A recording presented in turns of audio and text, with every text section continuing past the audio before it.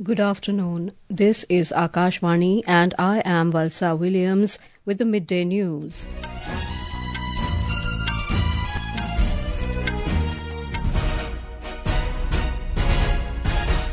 The headlines. Prime Minister Narendra Modi terms Mahakumbh as a Mahayagya of Unity, says it lays strong foundation to keep the Indian culture and heritage strong and rich. Global order will not be determined by the developed nations, asserts Finance Minister Nirmala Sitharaman, says India's role is crucial for trade and technology in new world order. India criticises Pakistan at UNHRC, calls it a failed state reliant on international aid. Western disturbances bring heavy snowfall in upper reaches of Himachal Pradesh. IMD issues alert for heavy rainfall and hailstorm in various parts of Uttarakhand today. And in cricket, Pakistan and Bangladesh to lock horns in ICC Men's Champions Trophy at Rawalpindi this afternoon. Hailing the Mahakumbh as a Mahayagya of Unity, Prime Minister Narendra Modi today remarked that India is proud of its heritage and treading forward with a new energy. The Prime Minister said the success of the Mahakumbh is a subject of study for modern management, professionals, planning and policy experts. He asserted that nowhere in the world there is any parallel example of this scale, and after 144 years, saints have once again given a new message for developed India, Viksit Bharat. Mr. Modi penned down these thoughts in a blog shared today. Mr. Modi emphasized that the world watched in wonder how crores of people gathered at Prayagraj at the banks of the confluence of rivers. We have more from our correspondent. In his thoughts, Mr. Modi said the presence of the younger generation at the Mahakumbh sends a profound message that the youth of the India will be the torchbearers of India's glorious culture and heritage, and they understand their responsibility towards preserving it and are committed to carrying it forward. He highlighted that the number of people who arrived in Prayagraj for this Mahakumbh has undoubtedly created a new record. In his words, what has happened in the last few weeks is unprecedented and has laid a foundation for centuries to come, as nearly twice of the population of the United States participated in this Ekta Ka Mahakumbh. Mr. Modi added that if scholars of spirituality analyze the enthusiastic participation of crores of Indians, they will find that India is now surging ahead with a newfound energy. With Divakar, Anupam Mishra, Akashvani News, Delhi. Railway Minister Ashwini Vaishnav today said more than 16,000 trains were operated for the Mahakumbh in Prayagraj. Addressing the media at the Prayagraj junction, Mr. Vaishnav said around 4 crore 50 lakh passengers commuted in and out of Prayagraj through trains. He informed that the railways had worked on this for the past 2.5 years and invested around 5,000 crore rupees. He added that more than 21 flyovers and underpasses were constructed for the Mahakumbh. Mr. Vaishnav said, while planning this, the focus was on smooth travel for passengers. बहुत ही close coordination रहा राज्य की police के साथ, RPF का, GRP का और जो रैपिड एक्शन फोर्स वगैरह जो लगी, सबका क्लोज कोऑर्डिनेशन रहा। रेलवे के सभी विभागों का बहुत अच्छा क्लोज कोऑर्डिनेशन रहा। इस पूरे महाआयोजन 45 दिनों में सब जगह श्रद्धालुओं को प्रधानमंत्री श्री नरेंद्र मोदी जी ने हमेशा हमको ये मार्गदर्शन दिया कि इसको आप क्राउड की तरह न समझें, श्रद्धालुओं की श्रद्धा को समझें। President Rawalpindi Murmu, who is on a 4-day visit to Gujarat, visited the iconic Unity statue today and offered floral tributes to Iron Man Sardar Patel. She also visited several key attractions at Ekta Nagar. On the second day of her visit, the President is also scheduled to grace the 44th convocation ceremony of the National Institute of Design in Ahmedabad this evening. More from our correspondent.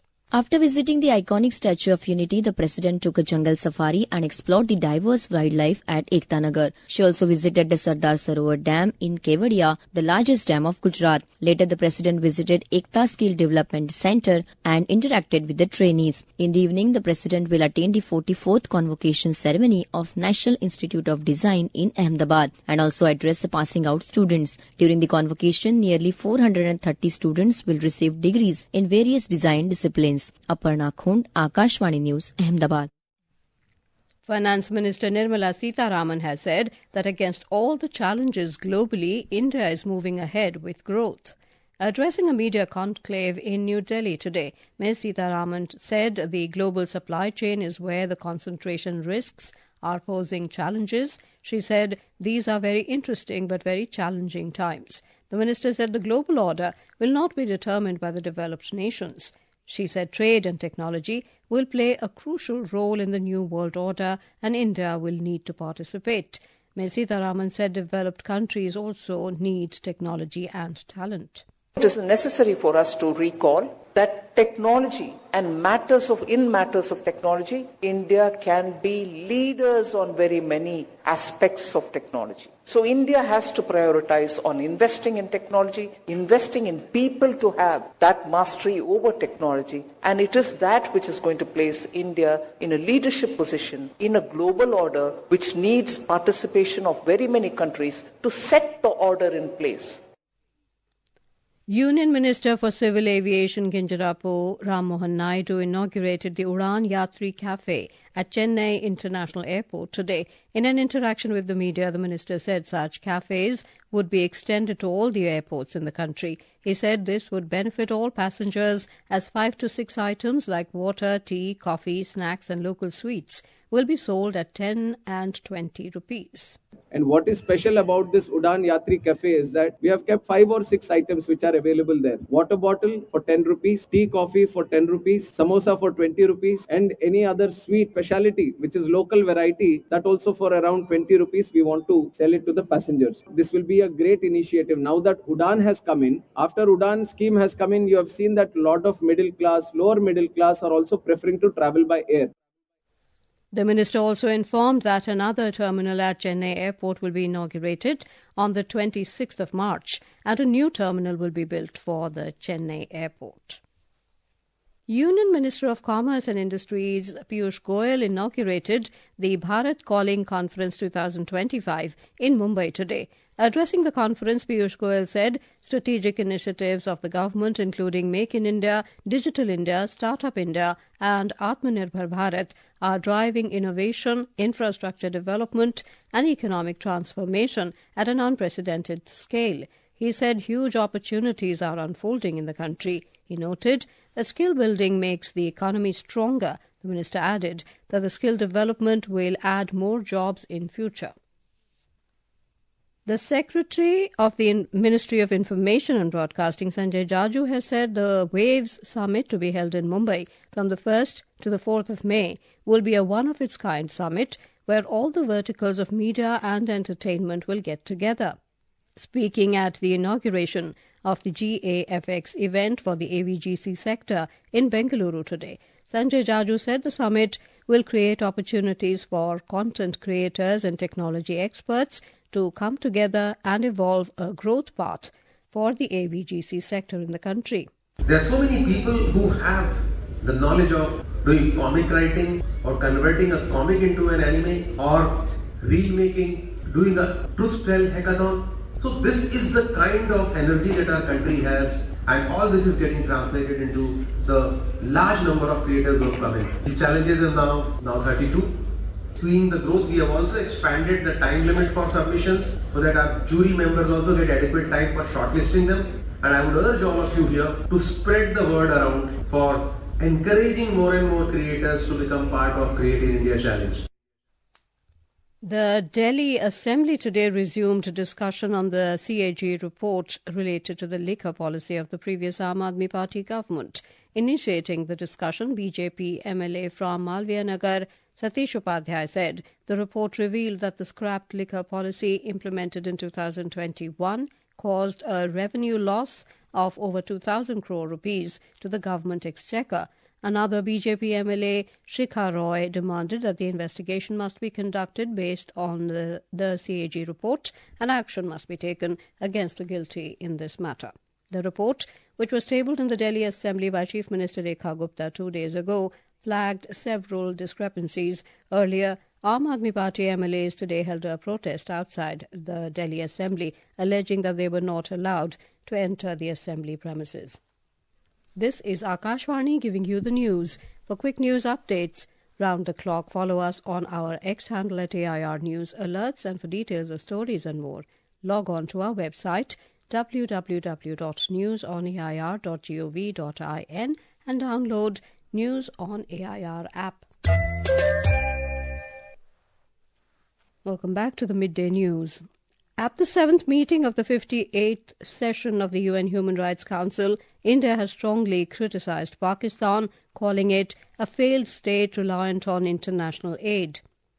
Kshitij Tyagi, India's permanent mission to the UN in Geneva, accused Pakistan's leaders of spreading falsehoods from their military terrorist complex. He reaffirmed that Jammu and Kashmir, along with Ladakh, will always remain an integral part of India, citing the region's remarkable political, social and economic progress in recent years. The Union territories of Jammu and Kashmir and Ladakh were, are and will always remain an integral and inalienable part of India. The unprecedented political, social and economic progress in Jammu and Kashmir in the past few years speaks for itself. These successes are a testament to the people's trust in the government's commitment to bring normalcy to a region scarred by decades of Pakistan-sponsored cross-border terrorism.